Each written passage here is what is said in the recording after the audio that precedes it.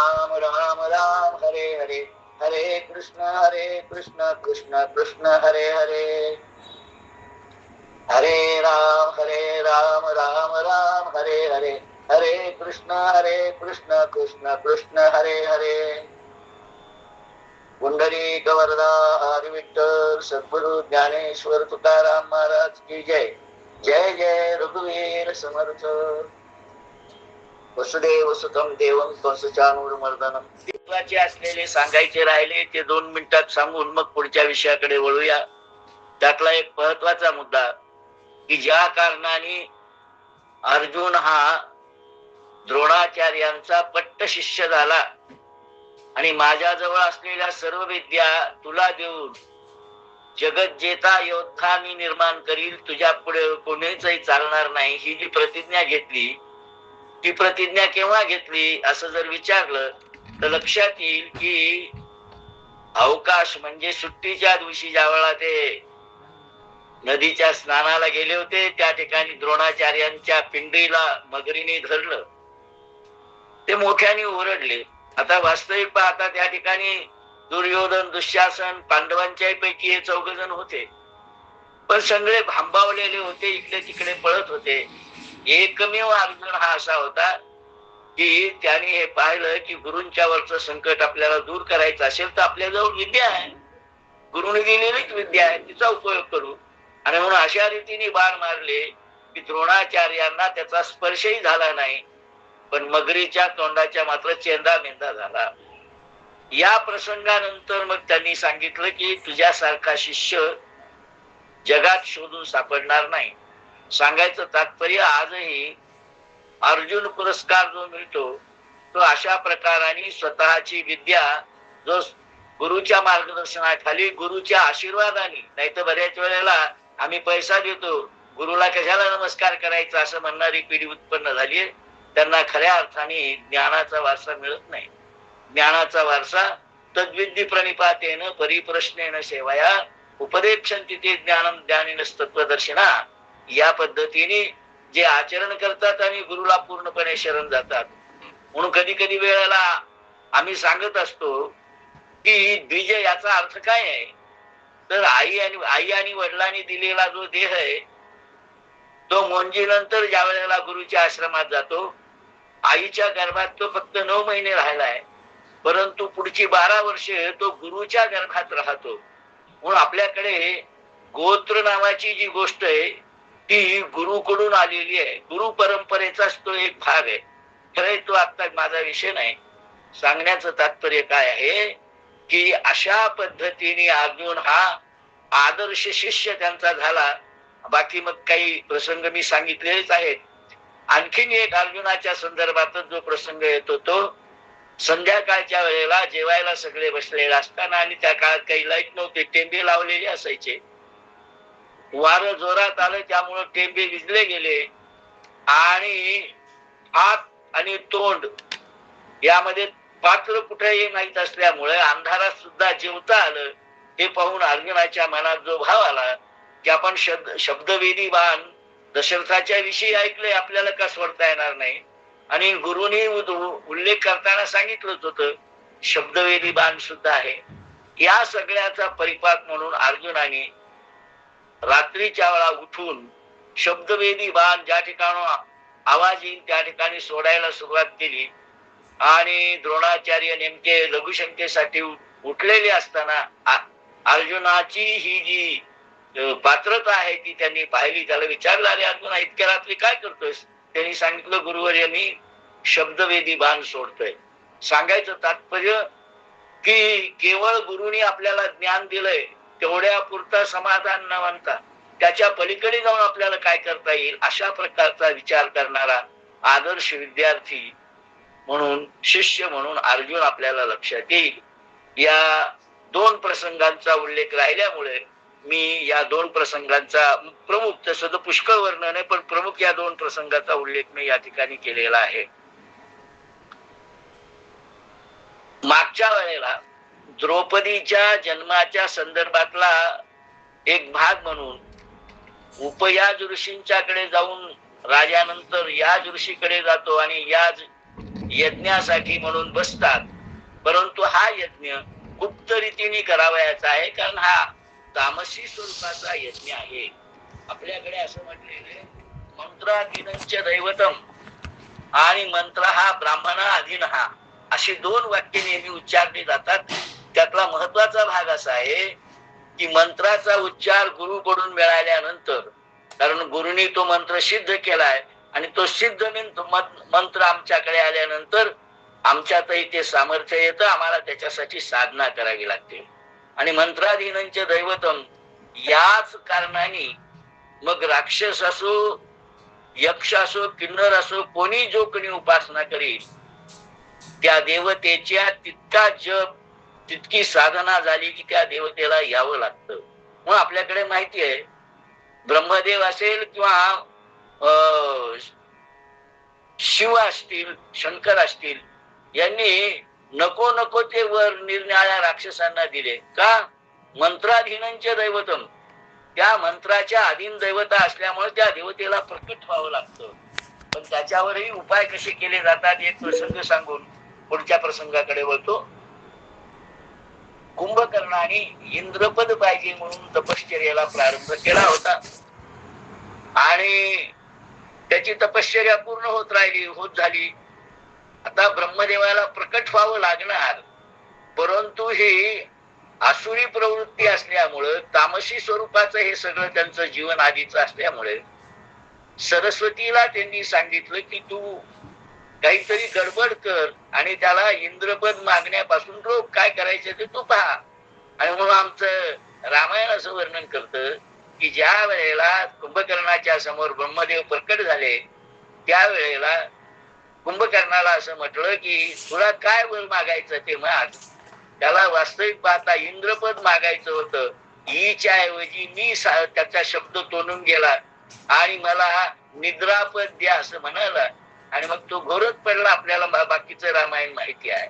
सांगायचा तात्पर्याचा मुद्दा काय आहे की या मंत्रांच्या अधीन असलेल्या देवता निरनिराळ्या राक्षसांना आणि निरनिराळ्या प्रवृत्तीच्या लोकांना सुद्धा तितका जप झाल्यानंतर त्यांच्याजवळ असलेलं सामर्थ्य द्यावं लागतं, हा एक भाग. आणि म्हणून यज्ञाच्या द्वारे दशरथाने जो यज्ञ केला, पुत्रकामेष्टी यज्ञ, तो त्याचा पूर्णपणे सत्वगुणाने युक्त होता. आणि म्हणून रामचंद्रांसारखे अवतारी पुरुष त्या ठिकाणी जन्माला आले. पण या ठिकाणी मात्र उपयाज आणि याज ऋषींच्या माध्यमातून जो यज्ञ चालवलेला होता तो तामसी स्वरूपाचा होता. आणि मंत्राधीनंच दैवत यामधला आणखीन एक भाग आहे, प्रकट व्हायच्या वेळेला ते कोणाची वाट पाहत नाही. ज्या वेळेला द्रुपदानी असं म्हटलं, आपलं ऋषींनी असं म्हटलं की पत्नीला बोलवा, तर पत्नीला बोलवा म्हटल्यानंतर सैनिकांना पाठवलं. सैनिक जाऊन आला. तो म्हणाला स्नान करतायत, म्हणजे त्यांना यायला कमीत कमी आजच्या परिभाषेत सांगायचं झालं तर अर्धा तास लागेल. कोणाच्या महिला आहेत ना तटून मधून यायला. आणि त्यामुळे ऋषी थोडेसे संतापले आणि ते म्हणाले देवता कोणासाठी वाट पाहत नाहीत. ही शेवटची आहुती पडली, पूर्णाहुती ज्याला म्हणतात ती, की त्या देवता प्रकट होतात. आणि त्यामुळे पूर्णाहुती त्या ठिकाणी पडली आणि प्रथम त्या अग्नीच्या ज्वाळेमधून जो बाहेर आला त्याचं नाव धृष्टद्युम्न ठेवलं. त्यांनी यांना नमस्कार केला वगैरे. हा भाग फार वर्णनाचा मी घेत नाही. आणि लागलीच थोड्या वेळाने द्रौपदी आली. आता या ठिकाणी काही ग्रंथ म्हणजे निरनिराळ्या मालिकांच्या मधून जे दाखवलंय की द्रौपदीला मागितलंच नव्हतं तरी ती आली. महाभारत मात्र तसं वर्णन करत नाही. महाभारत असं वर्णन करतं की द्रुपदा हा अर्जुनाच्या पराक्रमाने प्रसन्न झाला होता. अर्जुनाने काही स्वतःच्या राज्यासाठी म्हणून हल्ला केलेला नव्हता. द्रोणांच्या आज्ञेने तो त्यांना पकडून नेण्यासाठी हल्ला केलेला होता. त्यामुळे अर्जुनाच्या पराक्रमावर द्रुपद राजा अत्यंत प्रसन्न होता आणि द्रोणाचार्यांना मारायचं होतं म्हणून मागतानाच त्यांनी एक कन्या आणि एक पुत्र मागितला. द्रोणाचार्यांचा वध करणारा पुत्र आणि अर्जुनाला वरणारी कन्या, असाच त्यामध्ये भाव होता असं आपल्याला लक्षात येईल. महाभारतात जे वर्णन आहे ते या पद्धतीचं आहे.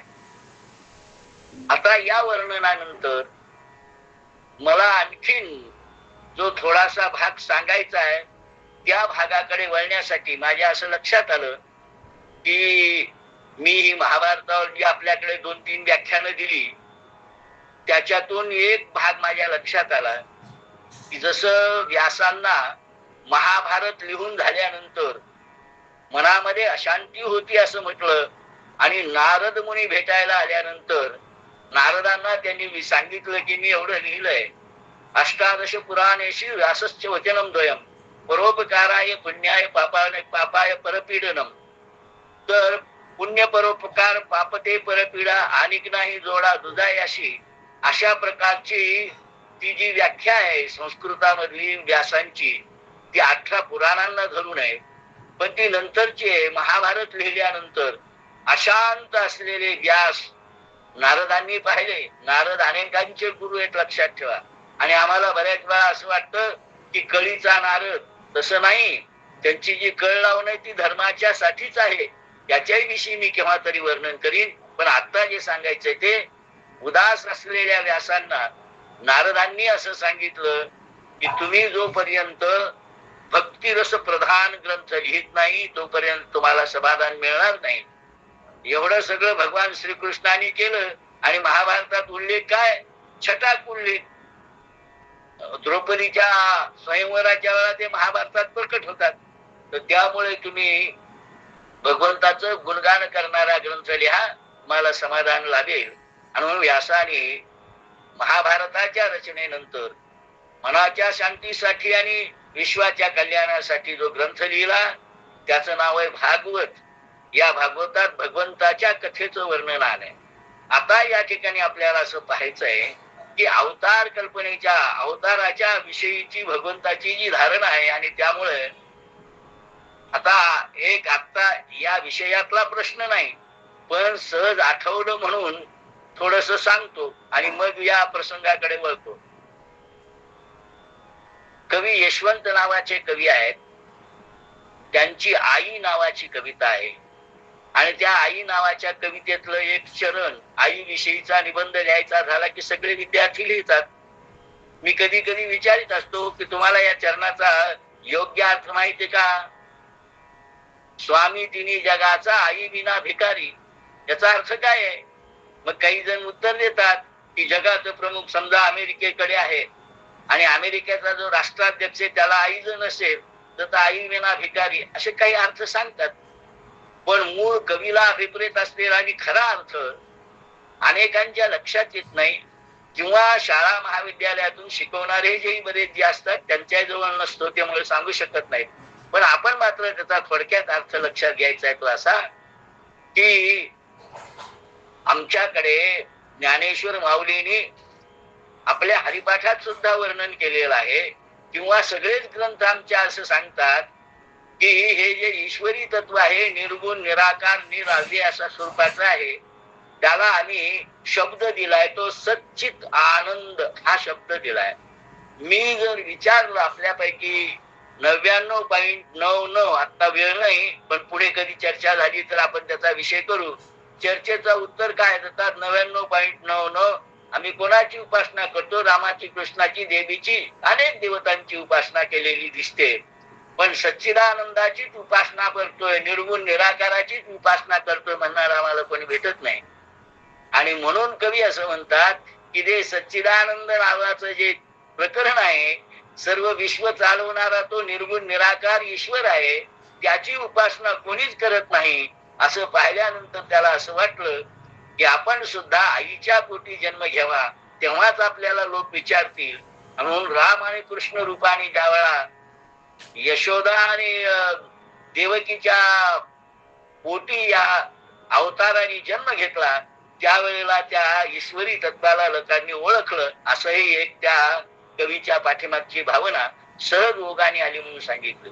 मी आता हा प्रसंग आज महाभारतातल्या कथा फारशा घेणार नाही, किती वेळ मिळाला तर घेई नाही, पण आज माझा तो विषय आहे तो प्रामुख्याने यदा यदा हि धर्मस्य ग्लानिर्भवति भारत अभ्युत्थानम अधर्मस्य तदात्मानं सृजाम्यहं परित्राणाय साधूनां विनाशाय च दुष्कृतां धर्म संस्थापनार्थाय संभवामी युगे युगे.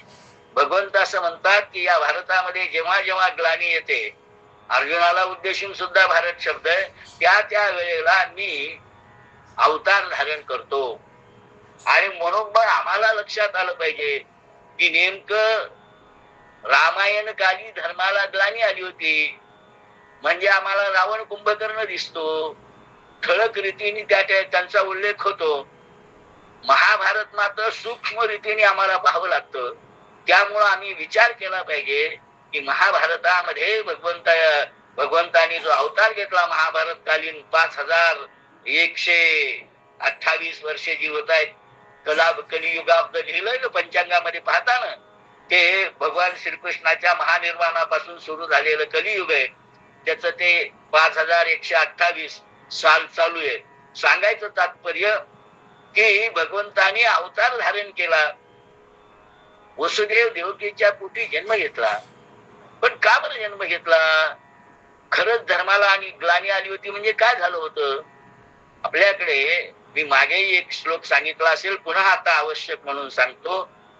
धर्मराजाला जेव्हा यक्षाने प्रश्न विचारला की कोणता मार्ग, कोणता धर्म, त्यावेळेला यक्षाच्या प्रश्नाला उत्तर देताना धर्मराजाने उत्तर दिले, तर्को प्रतिष्ठा स्मृतिर्विभिन्ना नैको मुनिर्यश्च वचः प्रमाणम धर्मस्य तत्वम निहता गुहायाम महाजनो येन गतस्य पंथा. मोठी माणसं ज्या मार्गाने गेली त्या मार्गाने सामान्य माणसाने जावं. माऊलीने सुद्धा 3ऱ्या अध्यायात यद्यद आचरती श्रेष्ठ याचं वर्णन करताना काय म्हटलं? येथ वरील मार्गी अंधा सरिसा पुढे देखना चाले जैसा अज्ञाता प्रगटावा सूर्य तैसा आचरुनी येथ वरील जे जे करती तया नाम धर्म ठेविती तेचे येरानुष्ठिती सामान्य सकळ. या न्यायाने मोठे माणूस ज्या रस्त्याने गेले त्या मार्गाने जावं, महाजनो येनस गतस्थ पंथा या न्यायाने. तर मग प्रश्न असा उत्पन्न होतो की भगवंतानी अवतार जर दुष्टांना नाश करण्यासाठी घेतलेला आहे, तर दुष्ट कोण होते आणि कसे होते, त्यांची दुष्टता तर आम्हाला कळली पाहिजे की नाही. म्हणून आजचा विषय मी थोडासा बदलून भगवंतांचं चिंतन सुरू करून मग महाभारतात शिरलं तर मलाही बोलताना आनंद होईल, म्हणून हा विषय मी निवडलेला आहे. लक्ष द्या. 3 मोठी संकट भारतामध्ये उद्भवली होती. त्याच्या आजूबाजूच्याही संकटाचा मला उल्लेख करता येईल. त्यातलं पहिलं सर्वात मोठं संकट होतं नरकासुराचं. या नरकासुराने आदितीची कुंडल सुद्धा पळवून आणली होती. म्हणजे स्वर्गामध्ये जाऊन स्वर्गावर आक्रमण करून आदितीची कुंडल आणण्याचं सामर्थ्य त्याचं होतं. तो स्त्रियांचा व्यापार करत असावा, करत असो का नसो, परंतु भागवतकारांनी जे वर्णन केलेलं आहे ते असं वर्णन केलंय की त्याच्या कैदेमध्ये भगवंतानी ज्या वेळेला त्याचा वध केला त्याच्या कैदेमध्ये 16,100 स्त्रिया होत्या. आणि त्या सर्व स्त्रिया यांना सोडवल्यानंतर भगवान श्रीकृष्ण म्हणाले त्यांना की आता तुम्ही आपापल्या ठिकाणी जायला हरकत नाही. त्यावेळेला त्यांनी सांगितलं की आमचे आई वडील आमचा स्वीकार करणार नाहीत, आमचा काही दोष नाही, त्यांनी बळजबरीने आम्हाला नेलेला आहे, पण तरी सुद्धा आमचे आई वडील आमचा स्वीकार करणार नाहीत. आमच्या समोर फक्त 2च मार्ग आहेत, एक म्हणजे वेश्या व्यवसाय आणि दुसरं म्हणजे आत्महत्या. आणि धर्म सांगतो हे दोन्ही गोष्टी पाप आहेत. निदान आम्हाला त्या नरकासुराच्या कैदेमध्ये 2 वेळा खायला तरी मिळत होतं, आता आम्ही कुठं जावं? त्यावेळेला भगवंतांनी सांगितलं माझ्या द्वारकेत या, त्या ठिकाणी राहा आणि मग या ठिकाणी त्यांचा विवाह लावणाऱ्यांनी लावा, काही हरकत नाही. पण म्हणायचं तात्पर्य की 16,100 स्त्रिया ज्या सुटल्या त्यांच्या पालनाची व्यवस्था केली. राजकीय दृष्टीने आम्हाला थोडस काही सांगता आलं पाहिजे नवीन पिढीच्या दृष्टीने, की लक्षात घ्या पती हा शब्द स्त्री पुरुषाचे वैशेषिक संबंध एवढ्या पुरता मर्यादित नाही, नाहीतर भानगड व्हायची. सभापती या शब्दाचा अर्थ काय काढायचा? आता तर राष्ट्रपती तीही पुन्हा स्त्री, याचा अर्थ काय काढायचा? तर याचा अर्थ पालनाची व्यवस्था. 16,100 स्त्रियांच्या पालनाची ज्यांनी व्यवस्था केली. आणि नरकासुरासारखा आपण दिवाळी साजरी करतो त्यातला पहिला दिवस नरक चतुर्दशीच आहे. दुष्ट राक्षसाचा संवाद केला मानवतेला कलंकभूत असलेला आणि स्त्रियांचा व्यापार करणारा हा मानवतेला कलंकभूत आहे, हीच धर्माची ग्लानी आहे, म्हणून भगवंताला यावं लागलं. एक दुसरं सर्वात मोठं संकट जे होतं त्या नरकासुरापेक्षाही पराक्रमी असलेलं ते म्हणजे जरासंधाचं. जरासंधाने काय करायचं ठरवलं होतं? जरासंधाने असं ठरवलं होतं की सूर्य आणि चंद्रवंशातल्या 100 राजांना कैद करायचं आणि एकाच वेळेला त्यांचा नरबली द्यायचा. भीमाच्या करवी भगवान श्रीकृष्णाने ज्यावेळा जरासंधाचा वध घडवून आणला त्यावेळा त्याच्या कैद्यामध्ये 86 राजे होते. अजून 14 राजे पकडण्यात तो यशस्वी झाला असता तर एकाच वेळेला 100 राजांचा नरमेध त्या सगळ्या राजांना त्यांनी बळी दिलं असतं. म्हणजे मानवतेला कलंकभूत तो कसा आहे असं आपल्याला लक्षात येईल. दुसराही एक मुद्दा आम्हाला लक्षात घेण्यासारखा आहे, तो म्हणजे या अवतार परंपरेमध्ये यांना अवतार का घ्यावे लागले याचं सांगताना जय विजय हे जे आहेत द्वारपाल यांनी सनकादिकांना अडवलं. त्यांना कुठल्याही प्रकाराने कुठेही जायला बंदी नव्हती, पण त्यांनी अडवलं आणि म्हणून सनकादिकांनी त्यांना जे शाप दिला की तुम्ही आपल्याकडे असं म्हटलेलं आहे सूर्य जितका तापदायक ठरत नाही त्याच्यापासून उष्णता घेणारी वाळू त्याच्याही पेक्षा तापदायक ठरते. आम्ही जर त्याच्यावर पाय दिला तर पाय भाजून निघतो दुपारच्या वेळेला. सांगायचं तात्पर्य काय की मुख्य राजापेक्षा त्याच्या दारावर असलेले जे द्वारपाल आहेत म्हणजे मंत्र्यापेक्षा संत्री जड असंही आम्ही कधी कधी म्हणत असतो. तशा प्रकाराने मग ज्यावेळा शाप मिळाला आणि 3 अवतार घ्यावे लागतील म्हणजे राक्षस रूपात, तर त्यावेळा आमचा उद्धार भगवंताच्याच माध्यमाने व्हावा म्हटल्यानंतर पहिलं जे आहे हिरण्याक्ष हिरण्य कश्यपू, दुसरं आहे रावण कुंभकर्ण आणि तिसरं महाभारतात जे आलेलं आहे भगवान श्रीकृष्णाच्या दृष्टीने त्यामध्ये मी आता ही जी 2 नावं सांगितली ती नावं येतच नाहीत. म्हणजे आणखीन दुसरे दुष्ट आहेत, शिशुपाल आणि वक्रदंत हे 2 राजे आणखीन महत्वाचे आहेत. शिशुपाल तर हा अर्जुनाप्रमाणे त्यांच्या आत्याचाच मुलगा आहे. सांगायचं तात्पर्य काय आहे की त्यांच्या कुळामध्येच राक्षस हे तो सत्पुरुष परार्थ घटका स्वार्थान परित्यज्यते सामान्यस्तु परार्थमभ्यमृत स्वार्थान विरोधेने ते मी माणूस राक्षस परहितम स्वार्थाय विघ्नन्ते.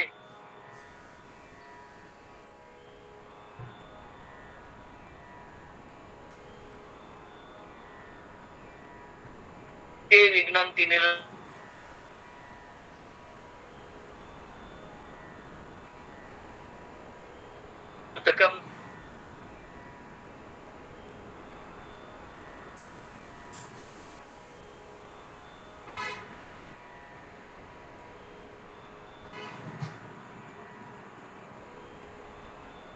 ते ज्याच्यात वर्णन केले सुभाषितकाराने ते केन ज्ञानी म्हणजे आणखी त्यांनी एक चौथा प्रकार सांगितला की जे विनाकारण दुसऱ्याला त्रास देतात त्यांना काय म्हणावं.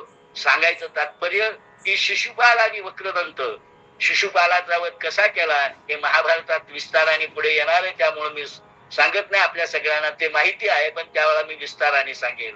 आणि वक्रदंताच्या बाबतीत असं म्हटलंय की भगवंताचं त्यांचं जे युद्ध झालं ते हातघाईचं युद्ध झालं, ज्याला मल्ल युद्ध म्हणतात तशा प्रकारचं युद्ध झालं आणि भगवान श्रीकृष्णाने छातीनेच त्याला धडक दिली आणि वक्रदंत जागच्या जागी मरण पावला. तर मला त्याच्याही खोलात जायचं नाही. मला सांगायचं तात्पर्याचा मुद्दा काय आहे की अशा पद्धतीने दुष्ट वाढले होते, ते मानवतेला कलंकभूत होते. महाराज रामकृष्ण हरी, वक्रदंत कोण होता जरा सांगाल का? वक्रदंत सुद्धा एक राजा आहे आणि भगवान श्रीकृष्णाच्या नात्यामधलाच आहे. तर त्याच्याविषयीचं वर्णन आपण पुन्हा पाहू ना, आता फक्त नावांचे उल्लेख केलेले आहेत. बर बर बर. आता मला जो आणखीन एक मुद्दा याला धरून मांडायचा आहे तो अत्यंत महत्वाचा आहे आणि त्याच्यानंतर जर विषय सुरू झाला तर त्याला काहीतरी महत्व राहील. आणि म्हणून धर्माला ग्लानी आली होती म्हणजे काय याच्यासाठी गीतेतला पहिला अध्याय आणि 36वा श्लोक नंतर तुम्ही वाचून काढून वाचायला हरकत नाही. मी आता सांगतोय फक्त त्याच्या आधारावर विश्लेषण करणार आहे. पहा श्लोक काय आहे ते. निहर्त ध्रास्त राष्ट्रानां का प्रीतिश्चा जनार्दन पापमेवा श्रेय दस्मान हत्वैताना तथा इनहा. अर्जुन असं म्हणतो की कौरव हे आतताई आहेत आणि आतताईंना मारणं धर्म असं म्हणतो की ते पाप आहे. तर आतताई कोणाला म्हणतात याविषयीच वर्णन योग वासिष्ठ्यामध्ये जे केलेला आहे त्याचाही एक श्लोक आहे. तो असा आहे. अग्निदो गारदश्चैव शस्त्रपाणी न पाच. संस्कृत श्लोकाचा नंतर मी विश्लेषण करील. फक्त मराठीमध्ये अर्थ सांगून त्याचं विश्लेषण करतो. पहा त्या अर्थामध्ये आग लावणे, कोणाचं घर जाळून टाकायचं. आम्हाला हा प्लॉट पाहिजे, द्यायला तयार नाही का, जमीन मोकळी आहे तर म्हणाले त्याच्यावर त्याची झोपडी आहे तर जाळून टाका.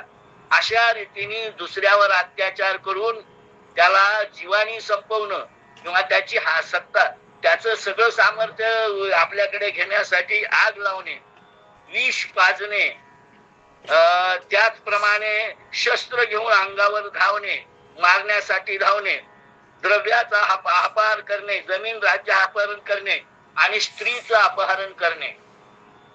यातला एक एक जरी त्याच्या जवळ असलं तर त्याला अतिरेकी म्हणतात, आतताई म्हणतात. मोदी आल्यापासून अनेक आतताईंचा जो सपाटा चालवलेला आहे आणि त्यामध्ये त्यांनी जे सांगितलं की जंगलामध्ये असलेले, हातात शस्त्र घेऊन असलेले अतिरेकी आम्ही संपवले, आतताई संपवले. हे 36व्या श्लोकातच विश्लेषण चालू बर का. पण म्हणाले हे शहरामध्ये राहणारे ज्ञानाचे जे काही आहे त्यांच्या ज्ञानात अतिरेक भरला आहे ते मात्र अजून शिल्लक आहेत. मग किती ते बिळातून बाहेर आले निघणारे नेते आम्ही त्या अतिरेकापैकी आहोत असं समजा वगैरे. खैर मला त्याच्या खोलात जायचं नाही. सांगायचं तात्पर्य अतिरेकी कोणाला म्हणायचं? दुसऱ्याच्या घराला आग लावणारा, विष पाजणारा, शस्त्र हातात घेऊन धावणारा, त्याचप्रमाणे द्रव्याचं अपहरण करणारा, राज्य बळकावण्याचा प्रयत्न करणारा आणि स्त्रीचं हरण करणारा. यातला एक एक अपराध झाला तरी त्याला अतिरेकी म्हणावं. आणि कौरवानी तर पांडवांच्या संदर्भात हे सगळेच्या सगळे अपराध केले. पहा एक एक उदाहरण फक्त देतो. आग लावणे, लाक्षाग्रहात जाळलं आम्हाला माहितीये. विष पाजणे, भीमाला विष पाजलं मी सांगितलं मागच्या वेळेला. त्यानंतर शस्त्र घेऊन अंगावर धावणे, हे तर बऱ्याच वेळा त्यांनी केलेलं आहे असं आपल्याला लक्षात येईल. द्रव्य हरण करणे, द्यूतामध्ये द्रौपदी सगळ्यांना आताच दास मनाच्या श्लोकाच्या विश्लेषणात त्यांनी सांगितलं की द्रव्य हरण करण्यासाठी द्यूताचा डाव टाकला आणि त्याच्यामध्ये पांडवांचं सगळं हरण करून घेतलं. जमीन म्हणजे राज्य हडपलंच होतं. 13 वर्षांनी द्यावं असं म्हटलं होतं पण द्यायला तयार नाही अशा पद्धतीचं. आणि स्त्रीचं अपहरण, एक तर मगाच्याही वर्णनामध्ये त्यांनी सांगितलं की द्रौपदीच्या वस्त्राला हात त्यांनी घातला. भगवंत त्या ठिकाणी आल्यामुळे तो सगळा अनर्थ टळला. अंतर्ज्ञान आणि गुप्त रीतीने त्या ठिकाणी भगवंत आलेले होते. सांगायचं तात्पर्य काय, केवळ दरबारातच द्रौपदीचं अपहरण झालं असं नाही, तर पांडव वनामध्ये असताना दुर्योधनाचा जो मेवणा आहे जयद्रथ, पांडव आश्रमात नाहीत पाहून द्रौपदीचं हरण त्यांनी केलं होतं. तो प्रसंग वनपर्वामध्ये आपण मोठ्या प्रमाणावर पाहणार आहोत. पण इथं अतिरेकी कोणाला म्हणायचं आणि असे अतिरेकी वाढल्यानंतर भगवंतांना अवतार घ्यावा लागतो हे सांगण्यासाठी मी या ठिकाणी याचा उल्लेख केलेला आहे. हे लक्षात घ्यायचं. तर या पद्धतीने अतिरेकी मोठ्या प्रमाणावर झाले होते. मग आपल्याला लक्षात येईल जरासंध, नरकासूर, कौरव पांडवापैकी कौरव, त्याच्यानंतर शिशुपाल, वक्रदंत, ही सगळी मंडळी त्या काळात निरनिराळ्या ठिकाणी जन्माला येऊन त्यांनी धर्माच्या संदर्भात धर्म संपवण्यासाठी उच्छाद मांडले होते. काही प्रमाणात आजही सनातनी संपवण्यासाठी जे उठलेले ते सगळे याच रांगेमधले आहेत असं लक्षात येईल आणि त्यांचा खात्मा आम्हाला करावा लागेल. कारण आमचे संतही सांगतात की धर्मासाठी आम्हाला हे करायचं, धर्माच्या साठी आम्हाला जन्मा यावे लागते वगैरे पुष्कळ काव्य, त्याविषयी मी आता त्याच्या खोलात जाणार नाही. मला सांगायचा तात्पर्याचा मुद्दा काय आहे की अशा पद्धतीने भगवंताला जो अवतार घ्यावा लागला त्याच्या पाठीमागची पार्श्वभूमी मग त्यांचा स्वतःचा मामा आहे की तोही अतिरेकी असल्या झालेला आहे. आता हा जो भगवंताचा मामा आहे ना, ज्या वेळेला आता या ठिकाणी हा विषय आलाय म्हणून सांगतो, जरासंध याच संकट लक्षात घेऊन 3 गणराज्य एकत्र आली. भगवान श्रीकृष्णाचं राज्य हे गणराज्य पद्धतीचं लोकशाहीचं आहे, राजेशाहीचं नव्हे. पांडवांचं राजेशाहीचं आहे, पण भगवान श्रीकृष्णाचं राज्य हे अध्यक्षीय लोकशाहीचं आहे. त्याचे 3 अध्यक्ष आहेत. एके वर्षी भगवान श्रीकृष्ण, दुसरे वर्षी अक्रूर आणि तिसरे वर्षी उग्रसेन, हे त्याचे 3 अध्यक्ष आहेत. आणि यांच्या अध्यक्षतेखाली सगळं ते राज्य, हे 3 राज्य एकत्र का आले तर जरासंधाचा एवढा मोठा धाक होता की या तिघांना एकत्र यावं लागलं. आणि तिघ एकत्र आल्यानंतर जरासंधाने जो डाव टाकला तोही फार मोठा आहे. आणि तो डाव म्हणजे या उग्रसेनाचा जो मुलगा आहे कंस, याला त्यांनी आपल्या मुली दिल्या आणि त्या गणराज्यामध्ये मोठ्या प्रमाणावर फूट पाडून आपल्या जावयाला वाम मार्गाने सत्तेवर बसवलं. वास्तविक पाहता उग्रसेन जिवंत आहे तोपर्यंत मुलाला राज्य मिळण्याचं काही कारणच नाही, पण वाम मार्गाने बापाला जेलमध्ये टाकून मुलाला त्याच्या गादीवर बसवण्याचं काम हे जरासंधाने केलं होतं. सांगायचं तात्पर्य त्याची दुष्टता काय आहे हे कळावं यासाठी मी या गोष्टींचा उल्लेख केलाय. पुढे ज्या वेळेला निरनिराळ्या प्रकाराने वर्णन येईल त्यावेळेला आपल्याला या राजांच्या संदर्भात आणखीन काही माहिती घेता येईल. पण ही भगवंताच्या अवताराची पार्श्वभूमी लक्षात आल्याशिवाय महाभारतातल्या ज्या कथा आहेत त्याच्यामधले जे पापुद्रे आहेत ते उघडले जाणार नाहीत. म्हणून मला ही थोडीशी अर्ध्या तासाची पार्श्वभूमी सांगावी लागली. आता महाभारतातल्या किती घटनांचा उल्लेख मला करता येईल माहित नाही, पण काही प्रमुख घटनांचा उल्लेख मी या ठिकाणी करणार आहे.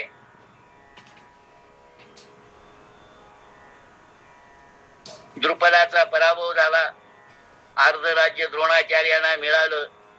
त्या ठिकाणी आपल्या मुलाला तिथं गादीवर बसवलं. तिकडे द्रौपदी आणि धृष्टद्युम्न यांचा जन्म झाला. इथपर्यंत आपण महाभारतातल्या कथ्यातलं पाहिलं. आता कौरव पांडवांचं शिक्षण झालं. आपल्याकडे रामराज्याची कल्पना आहे. आम्हाला राज्य कसं पाहिजे, रामासारखं पाहिजे. कसं, काले वर्षतु पर्जन्या पृथ्वी सस्यशालिनी देशोयम क्षोभरहिता, अशा प्रकारचं राज्य पाहिजे. मग अशा प्रकारचं राज्य जर आम्हाला पाहिजे तर काय केलं पाहिजे याचाही विचार आम्ही केला पाहिजे. आणि तशा प्रकारचं राज्य स्थापन करण्यासाठी ह्या अवतारांनी मोठ्या प्रमाणावर काम केलेलं आहे असं लक्षात येईल. आमच्याकडे राजेशाही जरी असली तरी ती लोकशाहीला लाजवी इतकी लोकशाही प्रमाणे चालणारी आहे. म्हणजे राजावर 3 प्रकारची नियंत्रण आहेत. राजा 100% हुकुमशहा आमच्याकडे नाही. आणि जर तसा कोणी राजा झाला तर त्याला जनता त्याच्या सिंहासनावरून काढून मारते. बिन राजाचं उदाहरण महाभारतामध्ये आलेलं आहे. ते ज्या वेळेला पर्व येईल त्यावेळेला आपण पाहू. शांती पर्वामध्ये त्याचा प्रसंग आलेला आहे. मला सांगायचं तात्पर्य इथलं असं आहे की हे सगळं होत असताना आता या ठिकाणी युवराज कोणाला करायचं हे सगळे शिकून आलेत. आता युवराज कोणाला करायचं असा भाव ज्या वेळेला चर्चेला जाऊ लागला त्यावेळेला हस्तिनापुरा शहरामध्ये आणि जानपद आणि पौर जनपद अशा 2 संस्था राजाला सल्ला देणाऱ्या आणि शिवाय राजधानीतील जनता अशा सर्वांचं राजावर वर्चस्व असायचं आणि राजाला जनतेच्या इच्छेपलीकडे जायचं नाही. कारण राजा हा विष्णूचा अवतार आहे असं आम्ही मानतो आणि विष्णूचं कर्तव्य काय आहे? प्रजानुरंजनात राजा सर्वांचं पालन करणं. ब्रह्मा निर्माता, विष्णू पालन करता आणि शिवसंहार करता हे आम्हाला निश्चित माहित आहे. त्यामुळं पुत्रवत सर्वांचं पालन करणं हे राजाचं कर्तव्य एका अर्थाने लोकशाही सारखंच आहे. हे कळावं म्हणून मी हा प्रसंग या ठिकाणी थोडासा सांगतोय. धृतराष्ट्राच्या मनात खरं म्हणजे मी या राज्याचा मूळ वारस, पण मला आंधळेपण असल्यामुळे माझ्या धाकट्या भावाला पंडूला राज्य मिळालं. पंडू मरण पावला. त्याच्या मुलाचं पालन मी करतो. राज्याचा वाहक राजा म्हणून मी आहे. भीष्माचार्य मला मदतीला आहेत. खरं म्हणजे मीच याचा मूळ वारस असल्यामुळे माझा मुलगा दुर्योधन हाच युवराज पदासाठी योग्य आहे अशी चर्चा त्यांनी आपल्या मंत्रिमंडळातल्या लोकांच्या पर्यंत केली. आणि ही चर्चा ज्या वेळेला समाजात आली त्यावेळेला पौरजनपद आणि जानपद नावाच्या ज्या दोन संस्था आहेत यांनी राजाला कळवलं की दुर्योधन या पदाच्या लायकीचा नाही. एवढंच नव्हे, त्या हस्तिनापुरातल्या चौकामध्ये निरनिराळ्या प्रकारची माणसं जी चर्चा करत होती, चावडी ज्याला म्हणतात, त्यावर त्यांच्याही चर्चेतून असं लक्षात येत होतं की दुर्योधन मोठा आहे का लहान आहे याबद्दल आम्हाला काहीच म्हणायचं नाही. एक तर तो सर्वात मोठा नाही, पंडूचा मुलगा धर्मराज हा सर्वात मोठा आहे, तोच या राज्याचा वारस आहे आणि तो धर्माने राज्य करणारा आहे. त्याचा स्वभाव फार चांगला आहे. युवराज पदासाठी धर्मराजाच योग्य. अशा प्रकारची चर्चा 99.99 इतक्या लोकांच्या मधून ज्यावेळा या धृतराष्ट्राकडे आली त्यावेळा धृतराष्ट्राला नाईलाजाने धर्मराजाला युवराज म्हणून घोषित करावं लागलं आणि धर्मराजा युवराज म्हणून घोषित झाला. महाभारतकार वर्णन करतात. आता मी या ठिकाणी हा जय नावाचा इतिहास, आणि जय कोणाचं नाव? तर अर्जुनाचं नाव.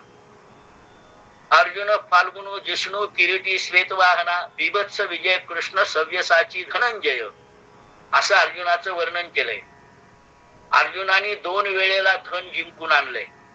एक तर आता युवराज धर्मराजा झाल्यानंतर निरनिराळ्या ठिकाणी जाऊन धनाचा साठा त्यांनी आणला आणि धर्मराजाला राज्याभिषेक झाल्यानंतर राजर्षी यज्ञानंतर सुद्धा मोठी 4ही दिशांना जाऊन त्यांनी धन मोठ्या प्रमाणावर आणलं म्हणून त्याला धनंजय असं नाव प्राप्त झालेलं आहे. आणखीन एका नावाची थोडीशी चर्चा करायची राहिली, ती या ठिकाणी करूया.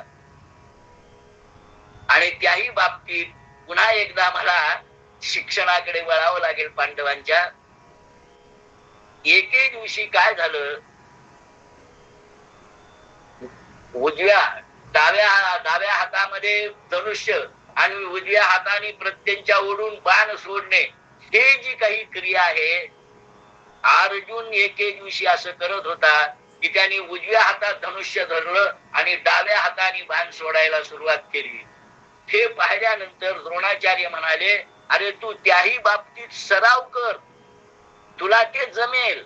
आणि म्हणून मग अर्जुनाने सव्यसाचित्व मिळवलं. याचा अर्थ डाव्या हातात धनुष्य धरून उजव्या हाताने ज्या तीव्रतेने आणि ज्या पद्धतीने बाण सोडता येतो त्याचप्रमाणे उजव्या हातात धनुष्य सोडून डाव्या हाताने बाण सोडणं ही कला अर्जुनाला प्राप्त झाली.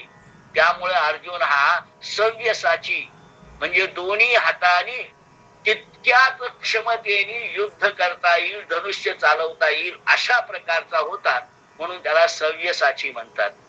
आणखीन एका गोष्टीचा आपल्याला उल्लेख केला पाहिजे. तो म्हणजे अर्जुनाने झोप जिंकलेली होती.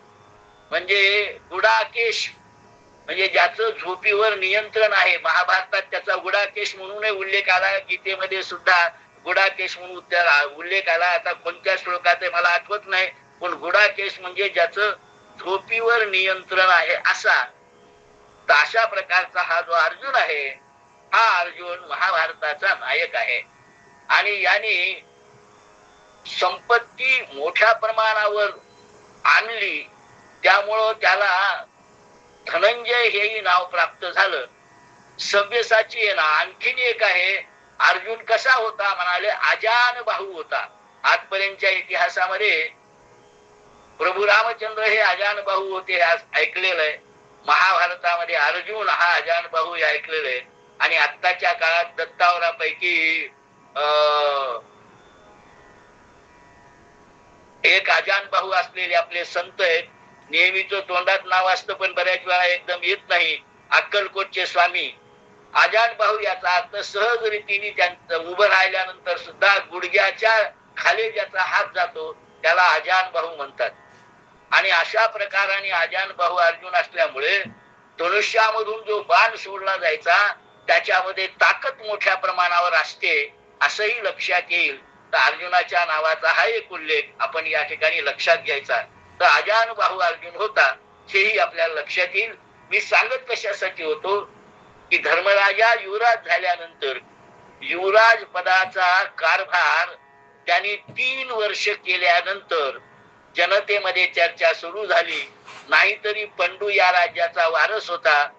नाईलाजाने धृतराष्ट्राला राजा करावं लागलं. पण आता राजाचा अंगच आहे. मग 2-4 वर्षामध्ये धर्मराजालाच राजा म्हणून का घोषित करू नये अशी चर्चा सुद्धा या धृतराष्ट्राच्या कानावर यायला लागली.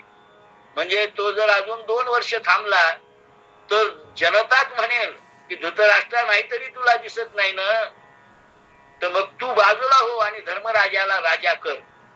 अशा प्रकारची कुजबूज सगळीकडून येत असताना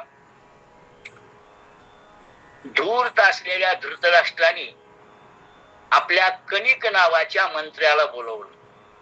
महाभारतामध्ये कणिक नीती ही अत्यंत प्रसिद्ध नीती आहे. ती कशी आहे काय नाही मी जी गोष्ट सांगणार आहे त्यावरून लक्षात येईल. कणिकाला एकांतात बोलवलं. त्या ठिकाणी धृतराष्ट्राशिवाय तिसरा माणूस नाही. धृतराष्ट्र आणि कणिक यांच्या एकांतात गोष्टी झाल्या. त्यात धृतराष्ट्राने सांगितलं की मला माझ्या मुलाला म्हणजे दुर्योधनाला राजा करण्याची इच्छा आहे, परंतु मला त्याला राजा करता येत नाही. त्यावेळेला कणिकाने म्हटलं, युवराज करण्याच्या वेळा सुद्धा ही चर्चा त्यांनी सांगितली. कणिकाने असं म्हटलं की जनता तुम्हाला तुमच्या मुलाला राजा किंवा युवराज करू देणार नाही. जनतेमध्ये ही चर्चा चालली आहे. मग धृतराष्ट्र त्या कणिकाला म्हणाला की मला असा एक उपाय सांग की ज्यामुळे पांडवांचा निपात होऊन माझा मुलगा गादीवर बसला पाहिजे. त्यावेळेला कणिकाला घाबरल्यासारखं झालं. कारण बाह्य रीतीने तो धर्मराजाची भीम अर्जुनाची स्तुती करत असे. हृदये तू हलहलम हे दुष्टाचं वर्णन केले त्याप्रमाणे तो जिभेने मात्र अत्यंत गोड बोलत होता धर्मराजाबद्दल. 4 माणसं आले की फारच सज्जन आहे, चांगल्या प्रकाराने राज्यकारभार पाहतो वगैरे वगैरे. अशा सगळ्या गोष्टीमुळे हा घाबरला. तुम्हाला पांडवांचा काटा काढायचा आहे का? त्यावेळा धृतराष्ट्राने स्वतःच सगळं अंतःकरण त्या कणिकाजवळ उघड केलं.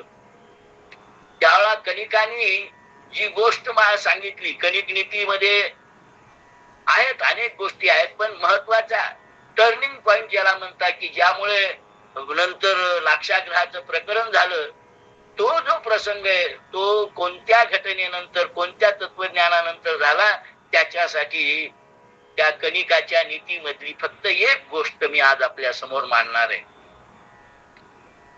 कणिकाने जसं आपल्याकडे पंचतंत्रामध्ये प्राण्यांच्या गोष्टी आहेत तशीच प्राण्यांची एक गोष्ट कणिकानी त्या ठिकाणी सांगितली. गोष्ट लक्षात घ्या. एका अरण्यामध्ये एक वाघ, एक लांडगा, एक कोल्हा, एक मुंगूस आणि एक उंदीर असे 5 जण मित्र होते. कथेपुरतं बर का, नाही तर तुम्ही उद्या विचारा असे कुठे मित्र असतात का. कथेपुरतं लक्षात घ्यायचंय, तात्पर्य सांगण्यासाठी. तर वाघ एके दिवशी असं म्हणाला की आता या जंगलामध्ये प्राणी राहिले नाहीत, आपण दुसऱ्या जंगलात जाऊ.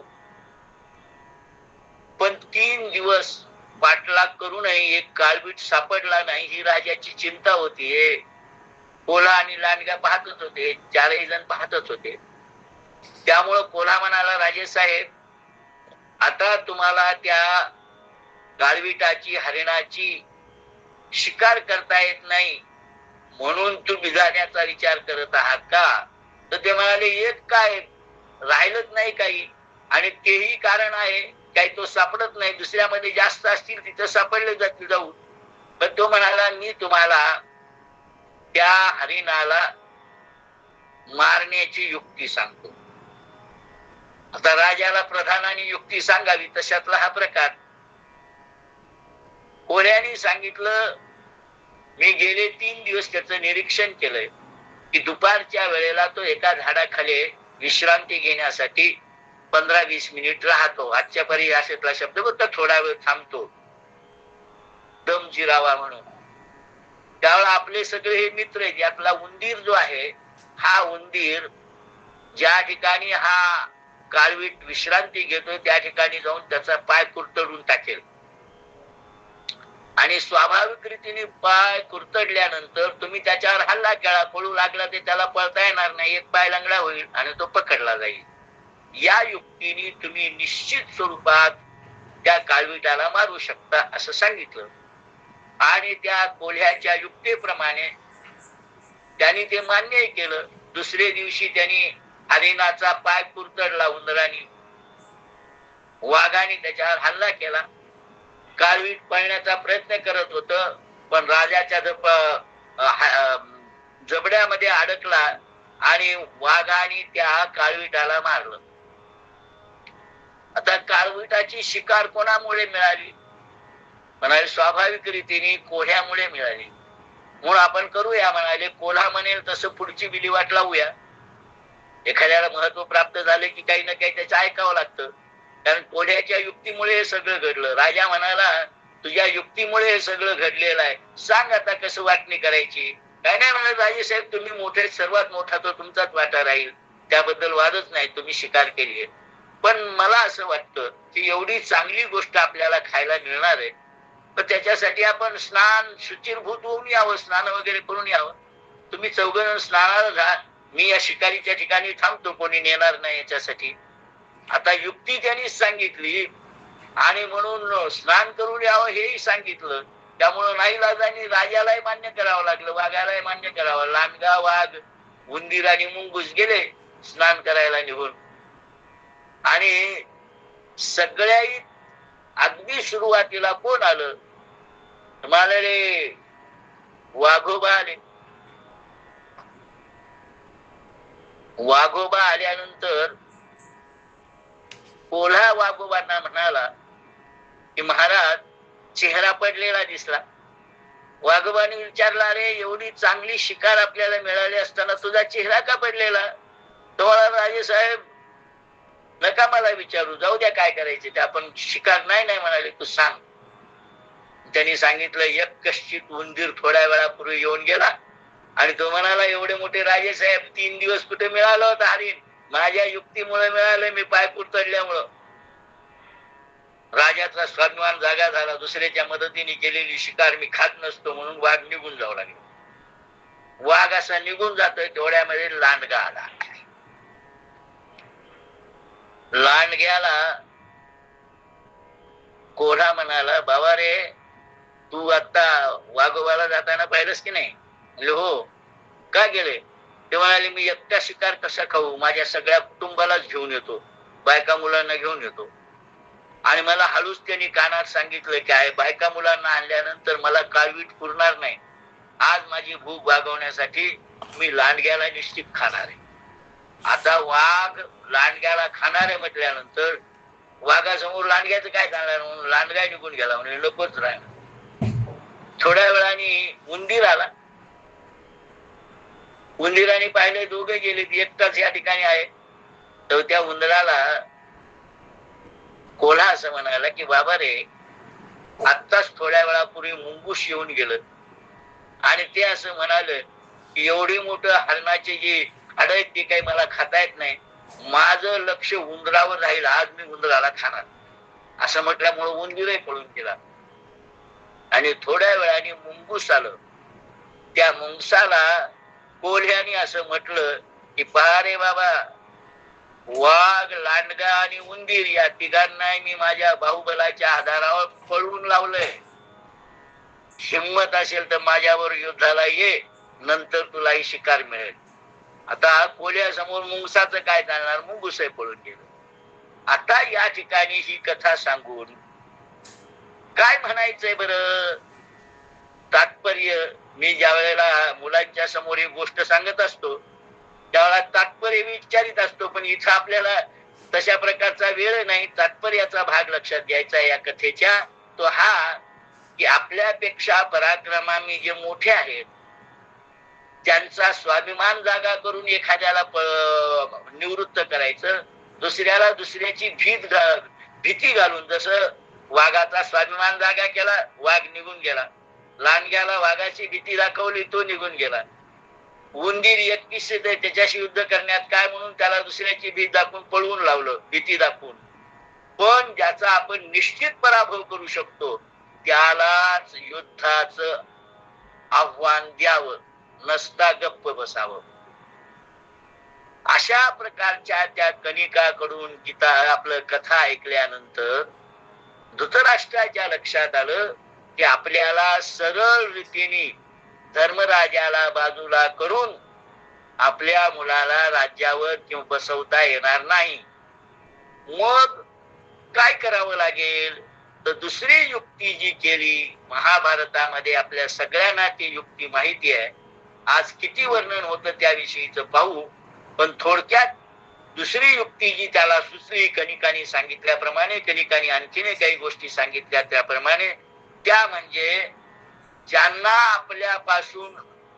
ज्यांच्यापासून आपल्याला राज्य घ्यायचंय त्यांचा स्वभाव आणि कल पाहून त्यांच्या कलाप्रमाणे घेऊन राजधानीच्या बाहेर त्यांना पाठवायचं. कारण राजधानीत असताना त्यांच्यावर कोणताही डाव टाकता येणार नाही. त्यांची माणसं या ठिकाणी आहेत, पण त्यांची माणसं जिथं नाहीत तिथं प्रेमाने पाठवून आपली माणसं त्या ठिकाणी नियुक्ती न करून मग त्याचा काटा काढता येत असतो. अशी योजना चांडाळ चौकडीने केली. ती म्हणजे शकुनी, दुर्योधन, दुःशासन आणि कर्ण. कर्ण हा सुरुवातीपासून त्याच्यामध्ये सहभागी असं लक्षात येईल. द्रुपदाकडून त्याचा पराभव झाला होता, हेही आपण मागच्या वेळा पाहिलं. सांगायचं तात्पर्य की वारणावत नावाचं जे गाव आहे, हे गाव, हे शहर, गाव नाही मोठं शहर, हस्तिनापुराच्या खालोखाल असलेलं जे शहर आहे, याला अशा रीतीने सजवलं की महाभारत आपलं सध्याच्या काळात असं म्हटलं जातं. आता आमच्याकडे लवासा नावाची सिटी उत्पन्न झाली, त्यामुळे ती पाहण्यासारखी आहे असं म्हणतात. परंतु चंदीगड हे शहर पाहण्यासारखं आहे आणि त्या ठिकाणी सर्व प्रकारच्या सुविधा आहे असं महाभारताच्या संदर्भात अगदी सुरुवातीला चंदीगडच्या बद्दल म्हणत होते 10-15 वर्षापूर्वी. मी ते काही पाहिलं नाही, पण मला त्याच्याबद्दल माहित नाही. तर वारणावतला एक देवताची यात्राही भरते आणि वारणावत मध्ये मोठ्या प्रमाणावर त्यांनी सुविधा केल्या. आणि धर्मराजाला असं म्हटलं की नाहीतरी तू राज्यकारभार पाहतोस आहेस, चांगल्या प्रकाराने पाहिला आहेस, पण काही काळासाठी विश्रांती घेण्यासाठी तुझ्यासाठी खास म्हणून वारणावत हे शहर निवडलेलं आहे. त्या ठिकाणी सर्व प्रकारच्या सुविधा आहेत. एवढंच नव्हे तर तुझ्यासाठी एक उत्कृष्ट स्वरूपाचा महाल सज्ज केलेला आहे. त्या महालात राहायला जावं, त्या ठिकाणची यात्रा आहे प्रसिद्ध आहे. अशा प्रकारची भुरळ कणिकाच्या सल्ल्याप्रमाणे धृतराष्ट्राच्या मनात आली आणि त्याने वारणावत शहर हे आणखीन व्यवस्थित रीतून आजच्या परिभाषेतला शब्द सांगायचा झाला तर डेव्हलप केलं. त्याला आपण पर्यटन स्थळ म्हणतो त्या प्रकारचं. त्या ठिकाणच्या पूर्ण प्रकारच्या सुविधा आणि यांच्यासाठी स्वतंत्र महाल बांधलाय. राजकारणामध्ये विदुराची जी भूमिका आहे ती आपल्याला या ठिकाणी महत्वाची लक्षात येईल. सहज ओघाने आले म्हणून उल्लेख करतो. आपल्यापर्यंत हा उल्लेख आहे का नाही माहित नाही. बऱ्याच वेळेला ढोबळमानाने विदुर हे धृतराष्ट्राचे धाकटे बंधू, पंडूचे धाकटे बंधू आणि दासीपुत्र म्हणून त्यांचा एकंदरीत भाव आम्ही ऐकलेला असतो, परंतु बाकी त्यांच्या कुटुंबाबद्दल फारशी माहिती नसते. भक्तीच्या क्षेत्रातलं म्हणून उदाहरण सांगितलं जात. ज्यावेळा भगवान श्रीकृष्ण त्यांच्याकडे गेले, श्रीकृष्णावर तिची श्रद्धा इतकी होती, विदुर त्यावेळा तिथं नव्हता आणि श्रीकृष्णाला पाहून ती भांबावून गेली. आणि मग भक्तीमध्ये हे सुद्धा चालतं. तिने केळं जे आहेत ते केळं सोलायला सुरुवात केली, गर स्वतः खायचा आणि सालपट भगवंत श्रीकृष्णांना द्यायचं. अशा प्रकारच्या कथा आहेत. ज्या वेळेला कृष्ण नीतीचा उल्लेख येईल त्यावेळा मी ते विस्ताराने सांगेल. अशा प्रकारची ती कृष्ण भक्त होती आणि विदुरही भगवान श्रीकृष्णांना मानणारा होता. पण भगवान श्रीकृष्णाचं आणि विदुराचं काही नातं होतं का हो, असा विचार जर केला तर त्याच्यासाठी मी या गोष्टीचा उल्लेख केलेला आहे. तेवढं सांगून आजच्या पुरतं थांबणार आहे. देवक नावाचा जो सरदार आहे त्याची देवकी नावाची मुलगी वसुदेवाला दिलेली होती हे आपल्याला माहिती आहे. उग्रसेनाचा भाऊ, उग्रसेन राजा आहे, देवक हा त्याचा भाऊ आणि त्याची जी कन्या आहे ती वसुदेवाला दिलेली होती, म्हणजे ती कंसाची चुलत बहीण. तर त्याच देवकाची एक दासीपासून झालेली कन्या होती. ती जी कन्या आहे ती विदुराची पत्नी आहे. सांगायचं तात्पर्य की कुंती ही श्रीकृष्णाची आत्या आहे, तर विदुर पत्नी ही श्रीकृष्णाची मावशी आहे. तर सांगायचं तात्पर्य विदुर हा श्रीकृष्णाचा मावसा आहे. आता त्याच्या घरी जेवायला गेले आणि कन्या खाल्ल्या वगैरे अशा पुष्कळ कथा आहेत. पण सांगायचं तात्पर्य हे काय की ही नाती एकमेकांच्या मध्ये गुंतलेली आहेत. त्या वारणावतात गेल्यानंतर तिथं कशा कशा प्रकारच्या व्यवस्था होत्या आणि पुरोचन नावाचा जो त्या ठिकाणचा सरदार आहे यांनी नेमलेला, त्यांनी काय काय केलं होतं, कशी व्यवस्था केलेली होती आणि पांडवांना जाताना विदुराने कोणत्या प्रकारचा सल्ला दिला याविषयीचं वर्णन आपण पुढील भागात पाहू. आजच्या पुरता आपण याच ठिकाणी थांबूया. कुंडलिक वरदा हरी विठ्ठल सद्गुरु ज्ञानेश्वर तुकाराम महाराज की जय. जय जय रघुवीर समर्थ. आता विश्वात्मके देवे येणे वाग्यज्ञे तोषावे, तोषोनी मद द्यावे पसायला नये. जे खळांची व्यंकटी सांडो तया सत्कर्मी रती वाढो. भूता परस्परे जळो मैत्र जीवांचे, दरितांचे तिमिर जाओ. विश्वस्वधर्म सूर्ये पाहो, जो जे वांछील तो ते लाहो. प्राणिजात वर्षत सकळ मंगळी, ईश्वर निष्ठांची मांदियाळी. अनवर्त भूमंडळी भेटो दया भूता, चला कल्पतरूंचे आरव. चेतना चिंतामणींचे गाव, बोलती जे अर्णव पियुषांचे. चंद्रने जे अलांछन, मार्तंड जे तापहीन. ते सर्वाई सदा सज्जन सोयरे होतू. किंबविना सर्व सुखी पूर्ण होवोनी तिही लोकी. भजिलो आदि पुरुषी अखंडित, आणि ग्रंथोपजीविये विशेषे लोकीये. दृष्टा दृष्ट विजय होवावे जी. येथ म्हणे श्री विश्वेश्वराव, हा होईल दान पसाव. येणे वरे ज्ञान देव सुखिया झाला, येणे वरे ज्ञान देव सुखिया झाला, येणे वरे ज्ञान देव सुखिया झाला. पुंडलिक वरदा हरी विठ्ठल सद्गुरु ज्ञानेश्वर तुकाराम महाराज की जय. जय जय रघुवीर समर्थ.